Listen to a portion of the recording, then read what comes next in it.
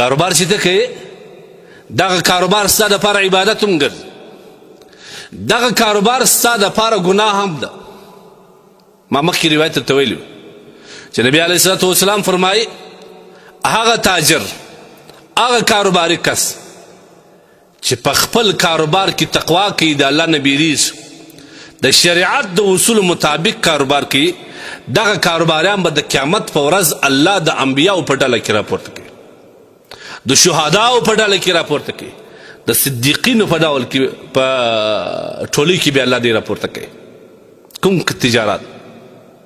هغه تجار هغه کاروبار والا چې په خپل کاروبار کې رښتیا وایي دوکه نه کوي هغه کاروباري چې په خپل کاروبار کې امین وي امانتدار وي خیانت نه کوي دوکه چاته نه ورکوي نبی علیه السلام زما امتی مسلمان او دوکه باز دا دواړه نه سره جمع کېدلی چې ام دې مسلمان یي ام دې دوکه باز من غشنا فلیس منا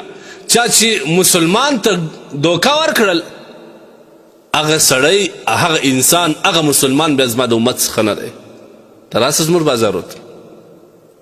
اصل خبره دا ده چې موږ د کاروبار په مقصد نه یو پوه د کاروبار مقصد څه دی د کاروبار مقصد بعض کسانو دا ګرځولی دي چې پیسې ډېرې کړم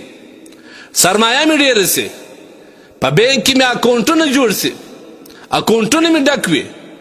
زما دې د خارج سره معامله او کاروبار روان وي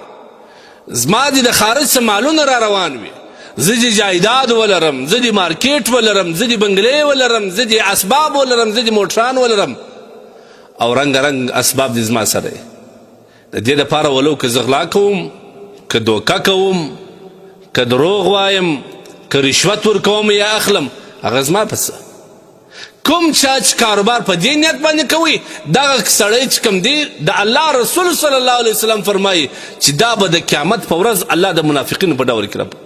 په ټولۍ کې راپورته کوي التجار یحشرون یوم القیامة فجارا تاجران به د قیامت په ورځ د فاجرانو فاسقانو په ډول کې په ټولۍ کې راپورته کېږي د هغوی په ډله کې به راپورته کېږي دا کوم کسان دا هغه دی چې محض مقصد یې د سرمایه ډېرول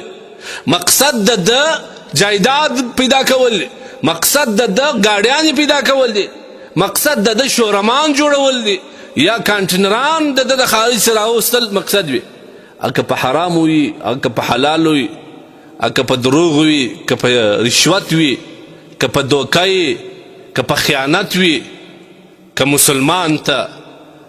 د قرض په نامه باندې پیسې اخیستل او بیا په هغه باندې قبضه لګول او بیا نه ورکول که په دي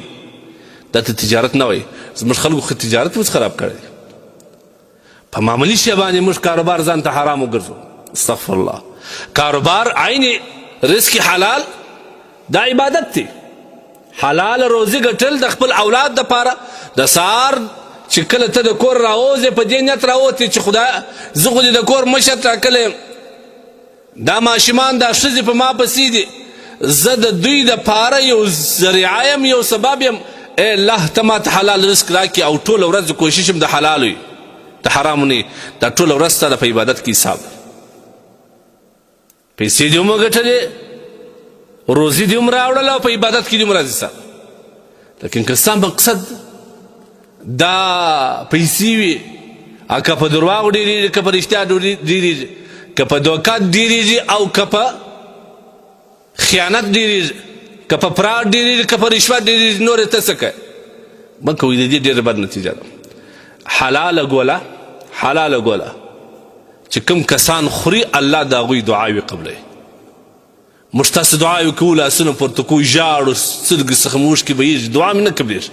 وجه څه شته ته سوچ وکړه ستا ونسته خو به حرامه ګوله نه یې ولیدلې يا أيها الناس كلوا مما في الأرض حلالا طيبا قرآن کې الله موږ ته حکم کوي ای انسانانو په مځکه کې چې څومره حلال دي پاک دي هغوی وخورئ ولا تتبعوا خطوات الشيطان انه لكم عدو مبين په دې معامله کې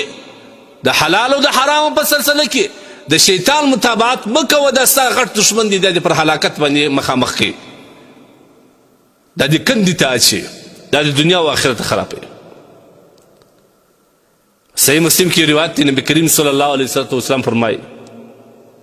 چې الله جل جلاله فرمایي چې کم مال بنده ته ما ورکړی دی او هغه حلال دی، لیکن دی په لوی لاس باندې دغه مال دا د شیطان یا د نفس د خواهشاتو مطابق دی په خپله خرابوي او د حلال څخه اړوي بلې خواته. دا کسان چې کوم دي دا د ځان دپاره خپل آخرت په خپله خرابوي. نبی علیه الصلاة والسلام فرمایي هغه انسانان چې د هغوی د بدن غوښه دا په حرامو باندې زیاته سوه، د ده په بدن کې د حرامو په ذریعه غوښه پیدا سوه، دغه جسد بیا الله جل جلاله جنت ته نه داخلوي. لا يدخل الجنه جسد، هغه جسد جنت ته نه داخلېږي غذي بالحرام چې هغه نما کړي وي په حرام باندې. بل روایت کې دا هم راځي، نبی کریم صلی الله علیه وسلم فرمایي کوم کسان چې خپل نس ته د حرامو لقمه و ګوله واچول 40 ورځې د هغه سړي عبادت الله نه قبلوي. چاته ډېرې ما ورته ولې دومرې نادانه یو، ولې دونې بې فکره یو، د کاروبار دپاره یا د پیسو د ډېرولو دپاره درواغ وایو او هغه خدای نه خصه حلاله کمایي په حرام باندې بدله سي. په دې کاروبار کې لږ احتیاط کوئ، د خپل سر مطابق د خپل رای مطابق چې ځان څه درته وویل رای څه درته وویل دا کاروبار مه کوئ. دا ستا دپاره د دنیا او آخرت ډېر غټ تاوان دی.